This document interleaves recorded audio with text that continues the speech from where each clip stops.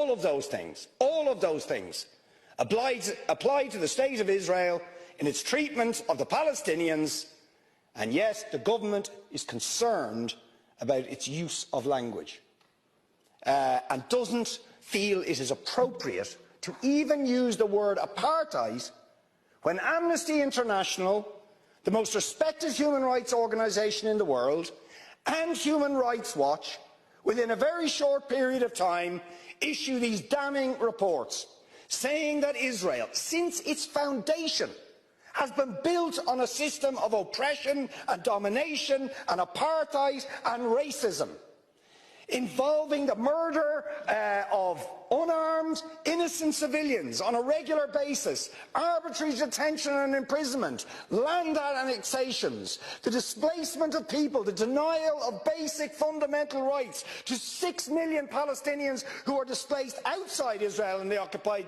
territories, to the right to their return to their homes, to the illegal blockade of Gaza, which has left, as they say in the report, Gaza in a permanent state of humanitarian crisis, denying people access to food, to water, and treating the Arab population as a whole, the Palestinian population as a whole, as an inferior race.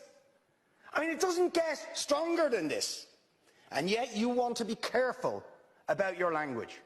You're happy to correctly use the most strong and robust language to describe the crimes against humanity of Vladimir Putin, but you will not use the same strength of language when it comes to describing Israel's treatment of the Palestinians, when it is now being documented and detailed by two of the most respected human rights organisations in the world, and indeed has been alleged by dozens and dozens of non-governmental organisations, and to be honest, anybody who looks honestly at the decades of brutal, inhumane persecution of the Palestinians, successive assaults on Gaza, the annexation of their land and territory, the systematic application of apartheid rules, you don't want to even use the word apartheid.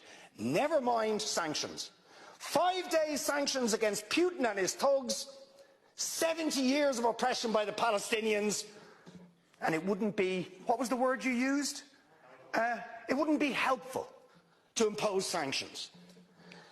Amnesty International are calling for Israel to be referred to the International Criminal Court for crimes against humanity. Will you support it? They are calling for targeted sanctions against Israeli officials who are perpetuating the system of apartheid, just exactly the same types of sanctions you've just initiated against Vladimir Putin. Will you support it?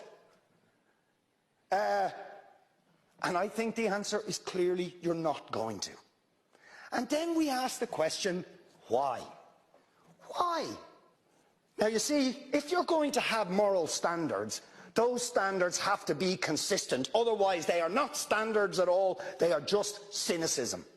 And of course we all know the reason that the standards are not consistent is because to call out the apartheid state of Israel would be to run foul of the concerns of certain states that are now presenting themselves as defenders of democracy and so on, such as the United States, the UK, Germany and other powers, whose relationship with Israel, supporting it and backing it, means that the European Union's moral credentials are bankrupted.